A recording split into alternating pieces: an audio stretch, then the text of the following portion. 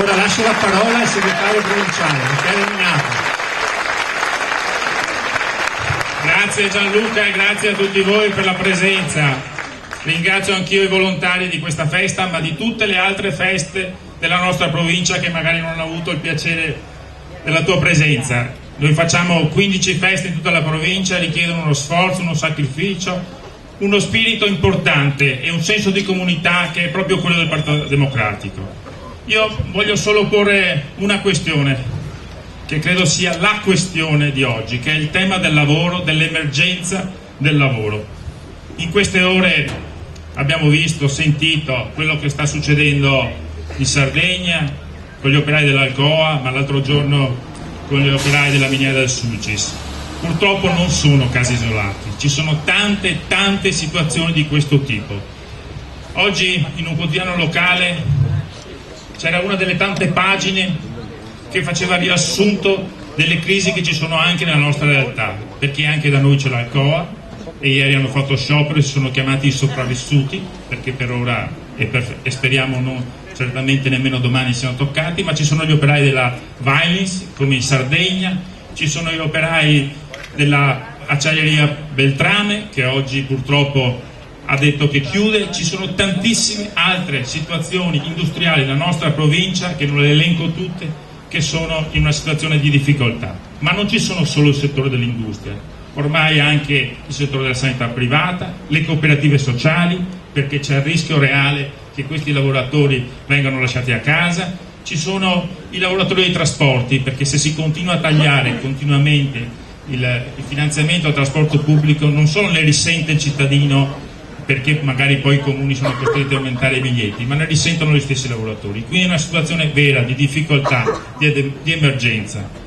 E io credo che se noi non affrontiamo questa questione con forza, con dignità, con proposte concrete, con concretezza e con coerenza, rischiamo che diventi una situazione esplosiva. Ci sono veri e propri drammi e non c'è dignità della persona di un paese se non c'è il lavoro. Ci vuole il lavoro per fare un paese, per fare delle persone, ci sono uomini e donne, tanti giovani che non vedono prospettive.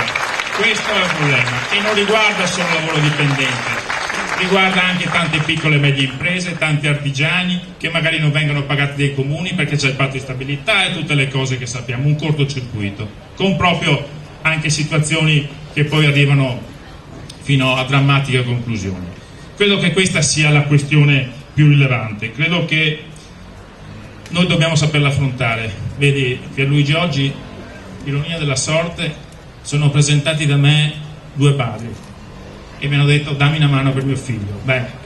È molto commovente, anche perché queste persone sono in difficoltà, sono in imbarazzo a chiedere a un altro di dare una mano per il proprio figlio. Ecco, credo che questa sia l'Italia che non vogliamo, è l'Italia ingiusta, l'Italia che qualcuno si è dimenticato che ancora un anno fa c'era uno che diceva che gli aerei erano pieni e i ristoranti altrettanto. Eravamo a novembre a Roma quando abbiamo fatto la grande manifestazione e c'era ancora lui al governo e noi abbiamo detto dobbiamo ricostruire questo paese. Ecco, io credo che questa sia la nostra missione, la cosa più importante, e dobbiamo saper costruire quindi un progetto per il futuro di libertà, di lavoro, di diritti, delle persone che finalmente abbiano l'orgoglio di sentirsi italiani, come è stato fatto in questo anno grazie anche al nostro Presidente della Repubblica Giorgio Napolitano, che salutiamo e che è stato qui a Mestre e che ci ha dato una grande lezione sulla politica in Italia e in Europa. Grazie Giorgio.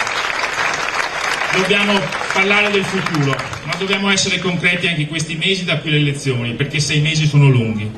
E soprattutto una cosa, dobbiamo smetterla di parlarci solo tra di noi, basta, non è possibile, la gente non ci capirebbe. Dobbiamo parlare, come dici tu, dell'Italia, del futuro, dei nostri ragazzi, di tante persone che sono qui, di tanti volontari che ci mettono passione, voglia e che vogliono la riscossa civica del nostro paese. Viva il Partito Democratico!